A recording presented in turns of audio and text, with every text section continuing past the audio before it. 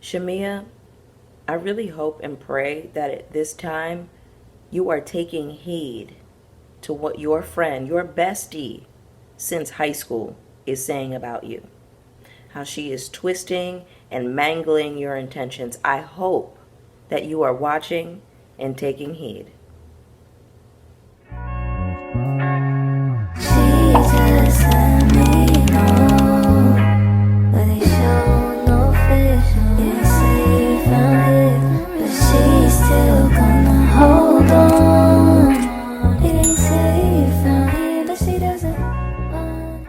What's up, everybody? It's your girl Bonnie Scotch. Thank you so much for tuning into my video today. I wanted to bring you a review for Real Housewives of Atlanta. This is season 16, episode 3. Before we get started on today's review, go ahead and hit the like button for me. When you hit the like button, it is a free way to support the channel and also let YouTube know that I am here and that you all are rocking with my commentary, so YouTube starts to shoot my content out to other viewers. Some really quick church announcements before we get started. I just wanted to thank you all again, my RHOA crew, all of the new subscribers, all of the new viewers, all of my regular Scotch Bonnets who have been down in the comments with me, engaging. Y'all are really shooting my content out when y'all do that, when y'all join me for the premieres, when y'all are down in the comments. I see you all sharing on Twitter, on Blue Sky, so I just want to say thank you all so much. I love y'all for rocking with me and for just, boosting your girl in the algorithm. Oh, one more thing. I just started a membership. It is $5 a month. It will be linked in the description. So for $5 a month, it is a cup of coffee every month that you are buying me, okay? For $5, for one cup of coffee, you are supporting my channel. It is helping me with, general overall maintenance, okay? I need to pay the bills around here, the Canva account, the StreamYard account, the hair, the makeup, the fits, the maintenance, all of the things that you all love seeing me come down here and do every week. It does cost. So I just want to say thank y'all in advance. It will be linked in the description, okay? Another really quick church announcement. I did a live album review of Drew Sidora's I Did It To Me album. Huge shout out to Drew Sidora. Huge shout out to Dennis McKinley. They really did their thing on this album. I had been listening to it nonstop since I heard it pretty much. I have Single Again stuck in a loop on my head right now. The Afro Beats joint. Drew, you did a fantastic job. Y'all, please go check it out. Please support Drew Sidora's album. She did amazing. Also in that vein, I just want to say how asinine I thought it was that Kenya was asking Drew, oh, how come Dennis didn't do this for Porsha? She came out with a song in 2014. I'm sure that if Porsha wanted to do records with Dennis, she could. I'm sure that if Porsha had any type of artistry that she was serious about, then she could get in the studio and do something. Don't get in my comments to tell me about this Lifetime show that she's done because I saw the clip and the acting was terrible. You have not had any growth since your Chitling circuit days with Candy, and that should tell y'all everything y'all need to know about how serious Porsha is about her artistry. She's not serious about her business. She's not serious about her craft. What craft does she have?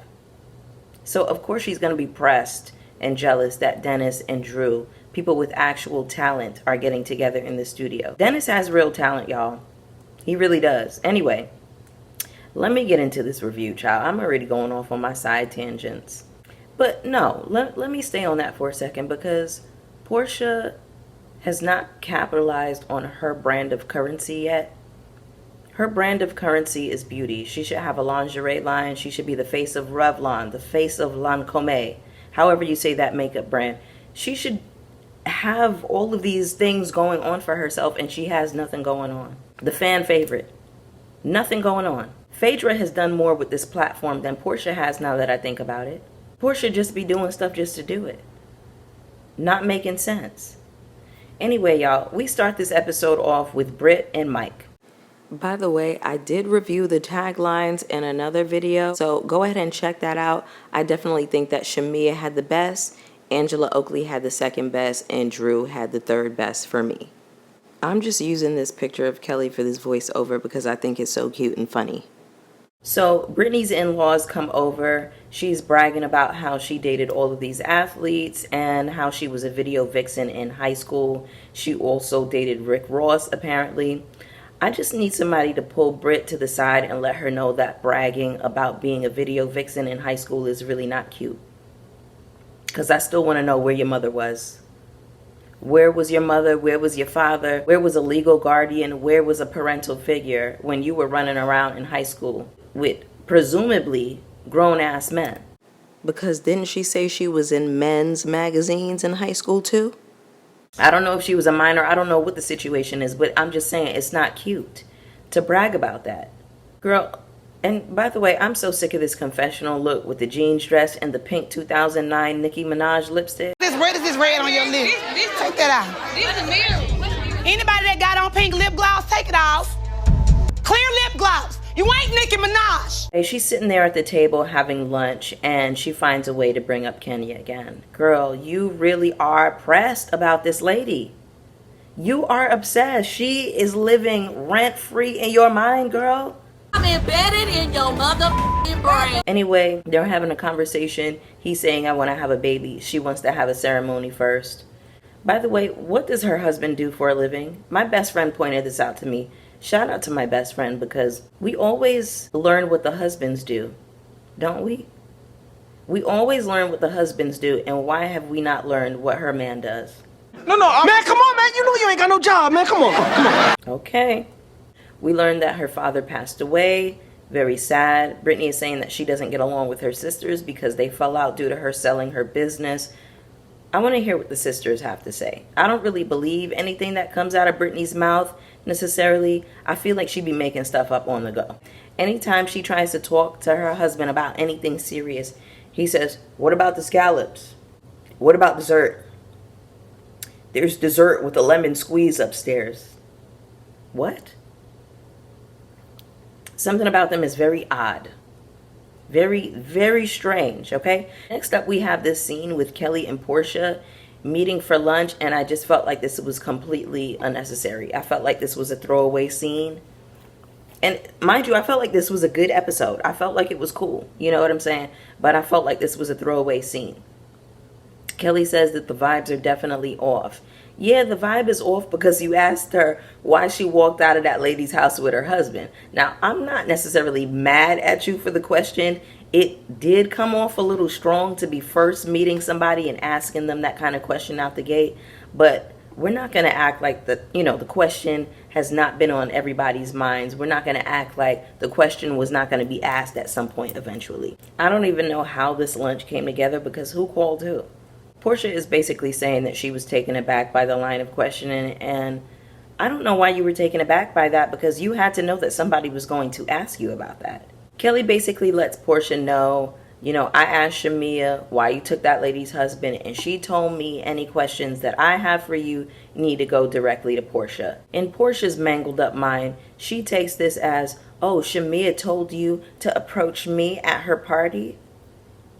Shamia was actually taking up for Porsha in that instance. Shamia was trying to dispute the claims that she went into that lady's house and took her husband. And she's like, oh, y'all don't know the full story, Shamia.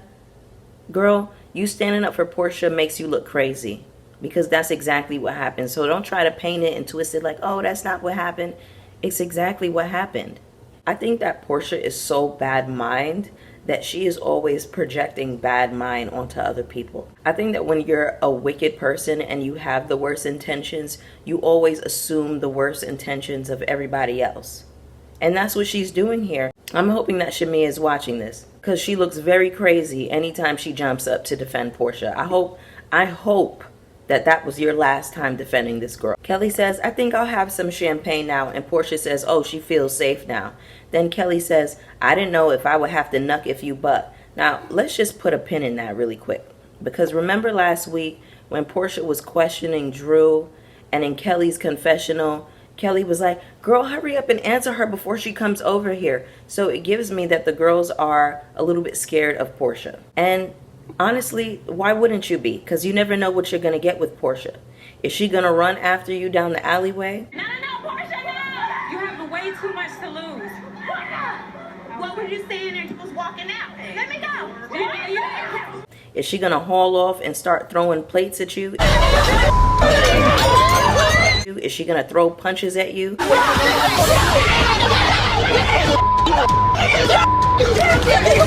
Is she gonna start throwing equipment and microphones at you?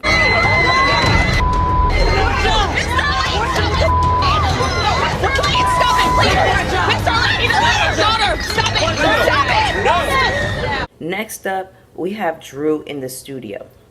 We have Kenya, Cynthia, and Angela Oakley meeting up with Drew. Angela tells the story of how she met Charles. They met because they were living in the same apartment complex. He asked her for her number, and she was asking concierge about his whereabouts every other minute. So I thought that was funny. Next thing you know, we have Kenya interrogating Drew about Dennis. Did you talk about the situation with Porsha? Kenya says, as much as I love you, I believe you were dead wrong. You started working with him without speaking directly to her. That was a no-no. Kenya, did you speak directly to Phaedra when you were texting Apollo? We don't say LOL, thanks, babe, to somebody else's husband, but we'll keep moving. Well, all of the texts are straight. Kenya, I love you, girl, and you are my favorite housewife, but you ain't got a leg to stand on in this one. You should not be speaking about somebody going to get permission about somebody's baby daddy or whatever the case is. You're not the one, Kenya. I don't think I was flirting with Apollo. Kenya says you can't play victim. A lot of the stuff you brought onto yourself. How would you like it if somebody said to you that Apollo lying about you giving him fellatio was something that you brought onto yourself? Again, I love you, Kenya, but you got some big ass nerve right now. Some big nerve. Kenya says you were dead wrong. You started working with him without speaking directly to her. Maybe I'm in the minority on this, but I don't think that Drew needs to get permission from Porsha to go and work with her baby daddy. That's business. Dennis is not a child, and Porsha is not his mother. Permission is crazy. That is her whole ex. Drew says she repeatedly texted her trying to catch up with her. Drew kind of tiptoes around Porsha. I'm sure a lot of people do because, once again, you don't know if she's going to start throwing punches or throwing plates. Then Cynthia says, oh, well, Kenya wanted to work with Leon. She reached out to me. It was a respect thing. Cynthia, shut up with that stupid wig. That's you. Y'all think that just because y'all date somebody, just because somebody is your baby daddy, that you own them.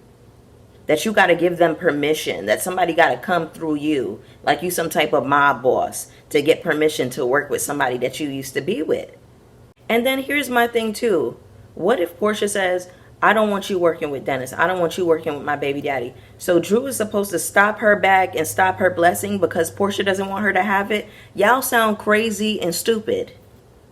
Y'all sound crazy as hell. I think this whole culture of acting territorial and weird about your ex is crazy. And y'all really need to stop it. I have exes that do music. Any one of my friends get into music or, you know, they're doing their thing and they start working with my ex. You ain't got to come through me to work with that nigga. You don't. Go work with him and make it work for you, girl. Like, what are we saying here? Y'all just sound crazy as hell. Dennis is so professional, and Kenya says, you're being talked about like you're a whore. Kenya, you've been called Kenya more whore for years behind that shit you was doing with Apollo. What is going on? Next up, we have this scene with Shamia sitting with her sisters. So we learned that Shamia's younger sister, Glenda, has lupus herself, and that they were both really instrumental in helping Shamia with both Kaya and Shiloh. No, is it Shia? It's Shia. Shia and Shiloh. So Shamia starts breaking down at this time. She's talking about, you know, how she's talking to another surrogate. She says after 7 rounds of IVF, she had so much estrogen in her blood that it put her at risk for blood clots and a stroke. Y'all, this is so sad. This woman put her life on the line in more ways than one. I don't know if anybody knows this, but blood clots can kill you. A stroke is a very serious thing. A lot of people don't recover from that. The fact that she is going through so much with her body and her husband is still pressuring her, still pushing for a child, more than likely pushing, somebody pointed this out, but more than likely pushing because he wants to have a son. You know how these men are. Oh, I gotta have my son. I gotta have. Oh, speaking of which, did y'all see the commercial?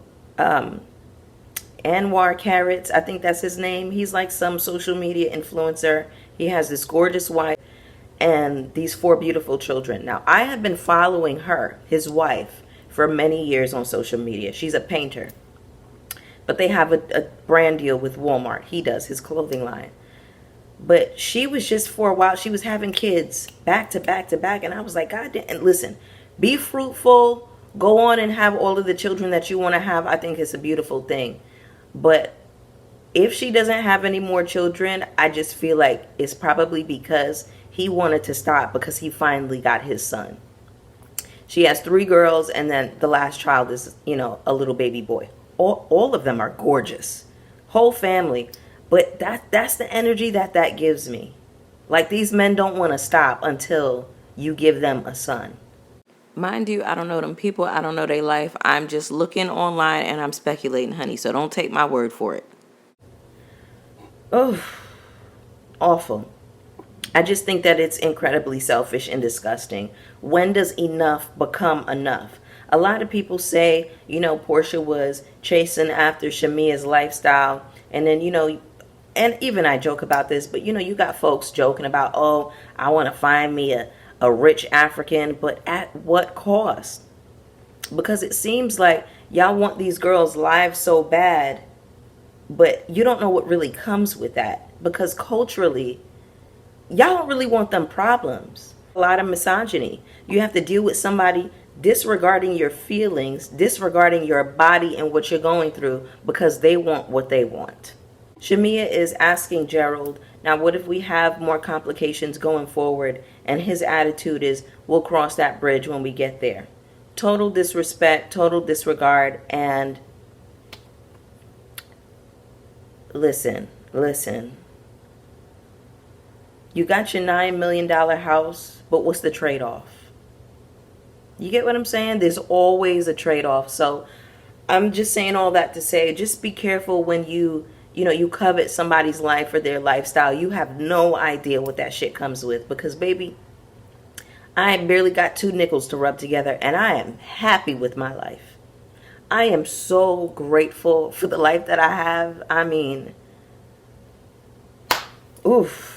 Shout out to the girls, honey. Shout out to Shamia for giving us real personal story and being vulnerable enough with us to let us into her life, because I know that none of that is easy. And now, girl, I'm looking at your husband like he's trash. Next up, we have Angela at her investment property. Charles shows up about 20 minutes later.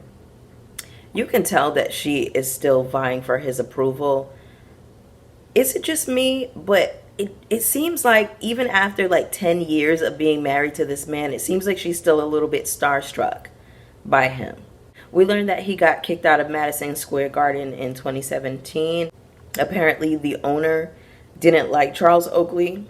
Angela says that they were separated after that event. They were newlyweds at the time, and she felt like she couldn't heal him.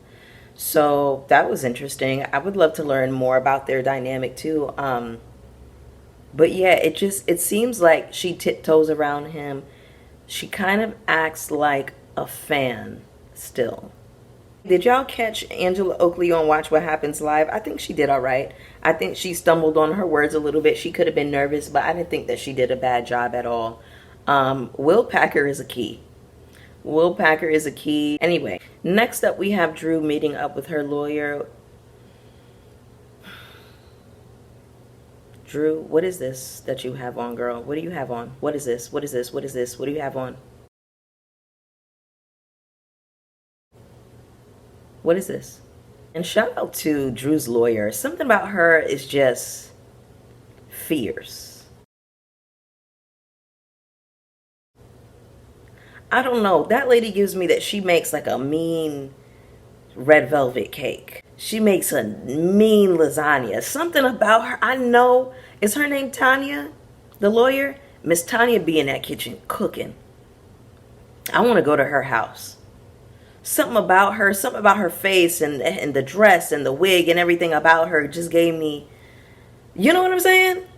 So anyway, the goal is to get Ralph out of the home, out of the basement, so that Drew can sell the home. Ralph is not turning over his financials, but he has access to all of Drew's money. I can't wait until they get that nasty, filthy little grimy bum up out of the basement, taking money out of the account, sexting. Then you got the women going at Drew, texting Drew, or, you know, getting at her in the DMs or whatever. Disgusting. He was following her around, stalking her. That is scary. That is actually scary shit. Ralph, you need your ass beat.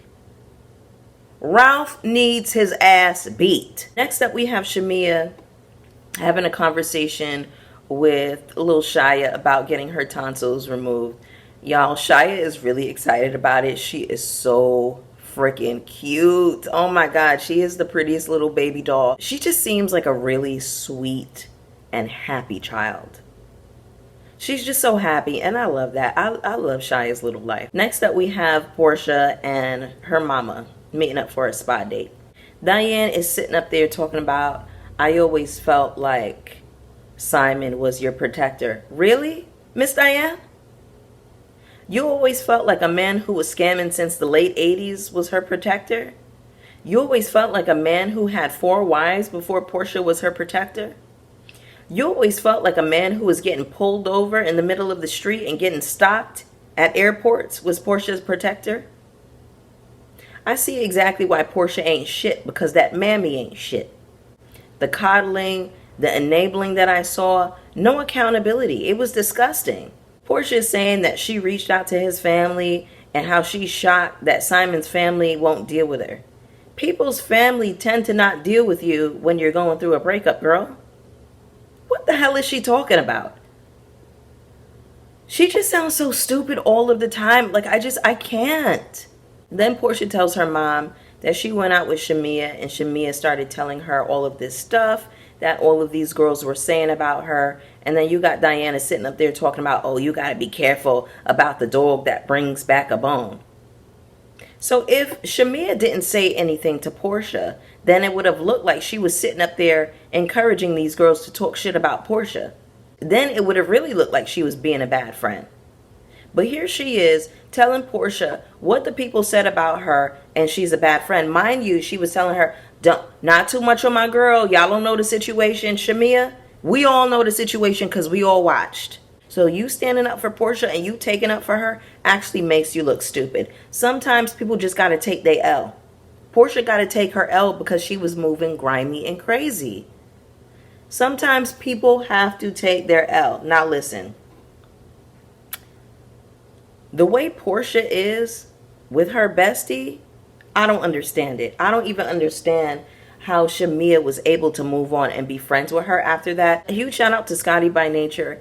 He recently, maybe like in the last week or in the last 2 weeks, he did a nice breakdown of Shamia and Porsha's relationship, kind of where the breakdown started. He went through the full history. It was a really great video. So shout out to Scotty by Nature for giving that breakdown, because, you know, you watch these shows for 10, 15 years, you forget a lot of the smaller details. So he was able to go through that and do a really good job of kind of reminding us of where the breakdown started. But Porsha has never been a loyal friend. She has never been a friend to Shamia. She does not show up like a bestie. And I don't even get how they were calling each other besties and still are, or, you know, they were up until, you know, recently. Because it's just like, the way that Porsha moves, I would never be friends with her. The things that Phaedra was sitting up there saying about Shamia in front of Porsha's face gave me that they already talked about Shamia before. Because Porsha was too comfortable sitting there and just letting it happen. Anybody say anything about my bestie, I'm going upside your motherfucking head. I will go to war about that one, so I can't even imagine somebody sitting up in my face and twisting up their mouth to talk about my bestie. That's crazy. But here is Shamia telling Porsha what people said about her, and she is painted out to be the bad friend. There is nothing that Shamia could have done that would have made Porsha and her mammy satisfied. Also, I don't understand why Miss Diane is so comfortable to sit up here and talk about Shamia, when in reality, you have known that girl since she was in high school. Very nasty behavior. Next up, we have Kelly, who is closing down the Balmain store for a mommy-daughter event. I said, come through, Miss Thing. I know that's right. She is raising awareness for this illness that her daughter has. Actually, 3 of her daughters have this illness. It is brittle bone syndrome. I'm going to tell y'all the exact name of it. Osteogenesis imperfecta. Cynthia has on another wig at this event that is just so unforgivable. I don't understand it. I don't understand these wigs. Is Cynthia having a crisis? It was good to see all of the ladies getting together with the daughters. PJ and her little cute self, little baby Brooklyn. What is Drew's daughter's name? I forget her name. With her little cute self. Anyway, all of the baby girls were there looking so gorgeous in their little dresses, and their hair was, you know, perfectly coiffed. The twins, they had the flowers in their hair. All beautiful babies. Britney and Angela show up, and they both look really gorgeous. I love the Barbie flip ponytail that Brit Edie had on. She looked really good. Porsha is asking Shamia if she has seen Angela, and Shamia sucks in her nose in the confessional and says that she has a retro nose. Shamia, that wasn't nice. Kelly is talking about brittle bone disease, how 3 of her daughters have it. She noticed that something was going on with Chance's arm. Chance is not the eldest daughter, the second eldest. She noticed that something was going on with Chance's arm, and she and her mom rushed her to the hospital. 2 police came and stood at the front door. CPS wouldn't let her leave, and they were pretty much stuck in Baltimore for over a month. They thought that she was abusing her daughter. Then all of a sudden, some other doctor comes in and shines some type of light in the baby's eyes, which I think it showed some type of blue in there, which let them know that the baby has this illness. And I think this is insane. This is absolutely disgusting. Imagine going to the hospital to see what's wrong with your baby. You're already scared. You're already kind of in this frantic, heightened state. And then they try to lock your ass up and say that you abused your child. Y'all, that just pissed me off. This is the shit that black mothers have to go through, y'all. Anyway, Drew comes in late. Angela approaches Shamia and says that, you know, is there a time that we can talk? I would love that. Shamia has an attitude. I think a part of it, though, is the way that Angela came at her in the last episode. So I kind of get it.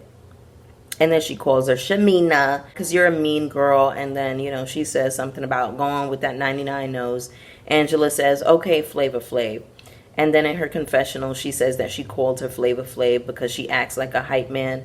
Now, I did originally think that it was coming from a place of colorism, but I didn't want to go in on Angela yet because I wanted to get the full context. I wanted to hear everything that was said. So, Angela, I was about to drag you, girl, but when you explained yourself, it made more sense because you were calling her a hype man. Because I was ready for you, Miss Angela. I had some notes already written up. By the way, I did see Drew's big sister, Miss Allison, up in there. I want to give a huge shout out to Miss Allison. I love her. I've been a fan of hers since we were introduced to her in the very beginning.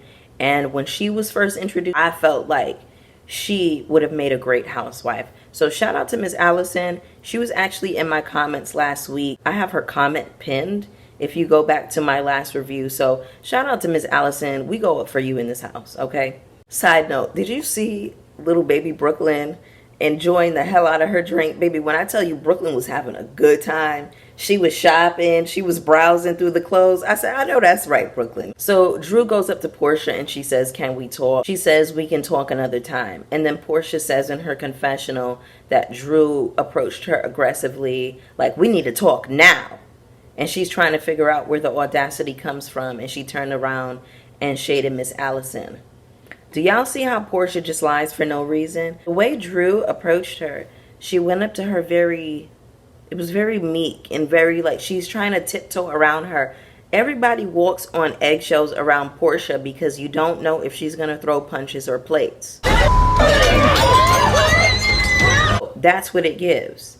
She approached her very calm, like, hey girl, can we have a conversation? And Porsha is sitting up there lying in her confessional. Everybody talking about, oh, Drew be lying, Porsha be lying too. At least when Drew lies, it just affects her and her life. She's not telling a nasty, vicious lie. She's not perpetuating a lie that could destroy somebody's life and reputation. Hello? Anyway, y'all, that was the episode. Go ahead and get down in the comments with me. Let me know how you felt about this one. You know I want to hear from you. Hit the like button on your way out. Hit subscribe if you haven't already. Hit the notification bell so you know when I'm posting. And I'll see y'all for the next one. Peace. Come on. It's me, Al Grande, or call me Papi Chulito. Yo tengo mucho loving for you mommies if you legal. For honeys, nothing equal to the way I tap that spot. Get your cat hot, guess what? You hit the jackpot. Candlelight dinners for you winners. See, I'm like Don Juan, beat me, sweetie. I get in ya. Sugar, I'ma put you in a beautiful